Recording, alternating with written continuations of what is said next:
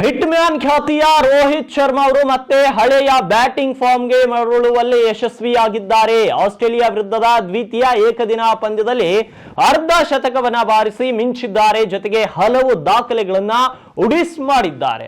Australia ವಿರುದ್ಧ ಆಸ್ಟ್ರೇಲಿಯಾದಲ್ಲಿ 1000 run ಗಳಿಸಿದ ಮೊದಲ ಭಾರತೀಯ ಆಟಗಾರ ಎಂಬ ಹೆಗ್ಗಳಿಕೆಗೆ ರೋಹಿತ್ ಶರ್ಮಾ ಪಾತ್ರರಾಗಿದ್ದಾರೆ. ಅವರು 21 ಇನ್ನಿಂಗ್ಸ್ಗಳಲ್ಲಿ 56.36 ಸರಾಸರಿಯಲ್ಲಿ 4 ಶತಕಗಳು ಮತ್ತು 3 ಅರ್ಧ ಶತಕಗಳೊಂದಿಗೆ 1071 ರನ್ ಅನ್ನು ಗಳಿಸಿದ್ದಾರೆ. ಏಕದಿನ ಕ್ರಿಕೆಟ್ನಲ್ಲಿ ಆರಂಭಿಕರಾಗಿ ಅತಿ ಹೆಚ್ಚು ರನ್ ಗಳಿಸಿದ ಯಾದಿಯಲ್ಲಿ ಕೂಡ ರೋಹಿತ್ ಅವರು ಸೌರವ್ ಗಂಗೂಲಿ ಮತ್ತು ಆಡಮ್ ಗಿಲ್ಕ್ರಿಸ್ಟ್ ಅವರನ್ನ ಹಿಂದಿಕ್ಕಿ 4ನೇ ಸ್ಥಾನಕ್ಕೆ ಏರಿದ್ದಾರೆ. ರೋಹಿತ್ 9219 ರನ್ ಗಳನ್ನ ಬಾರಿಸಿದ್ದಾರೆ. ಸಚಿನ್ ತೆಂಡೂಲ್ಕರ್ ಮೊದಲನೇ ಸ್ಥಾನದಲ್ಲಿದ್ದು 15310 ರನ್ ಗಳನ್ನ ಬಾರಿಸಿ ಮೊದಲನೇ ಸ್ಥಾನದಲ್ಲಿದ್ದಾರೆ.